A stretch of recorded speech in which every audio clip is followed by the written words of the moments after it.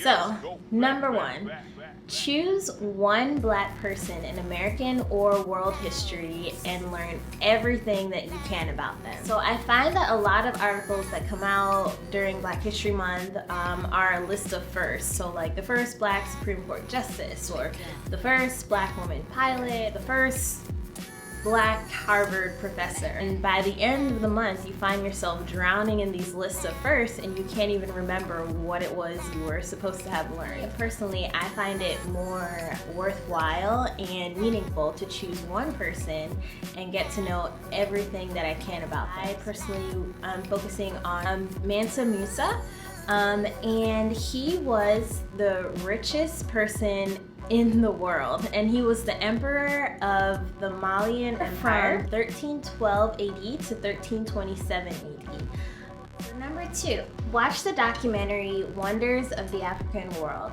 This is hosted and narrated by Henry Louis Gates Jr., who is a professor at Harvard University. He visits different sites in Africa and kind of uncovers these lost civilizations that people don't know about. So, for example, he goes to South Africa and he visits the site of the ancient city of Mapungubwe, which was a thriving city like 1,000 years ago in the 11th century.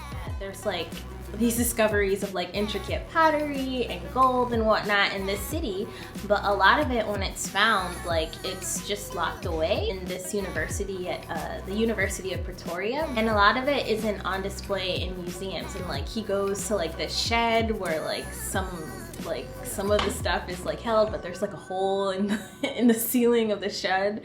So it's like these priceless artifacts just aren't being stored the way they should be, which I find to be personally devastating. But I mean, who knows, like the documentary was a couple years ago. Hopefully by now those artifacts have been moved to a safer place. Another place that Gates travels to is Sudan, and he meets with this archaeologist. His name is Charles Bonnet. Charles Bonnet does work in Kerma. So Kerma is a city that is 4,000 years old.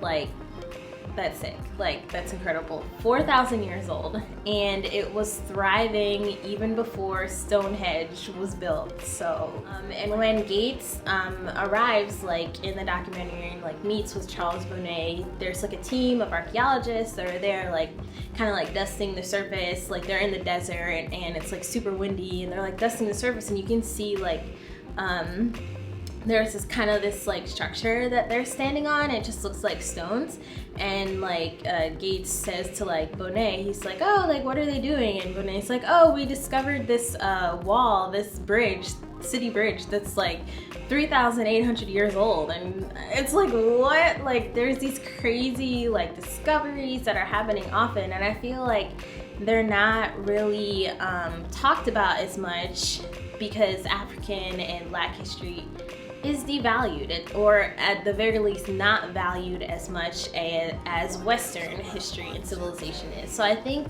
really just make an effort to watch this documentary or any documentary about Black history, especially prior to colonization and slavery and whatnot. So number three is read a book by a Black author. So, you know, the autobiography of Malcolm X, this is a good one, is Black Protests.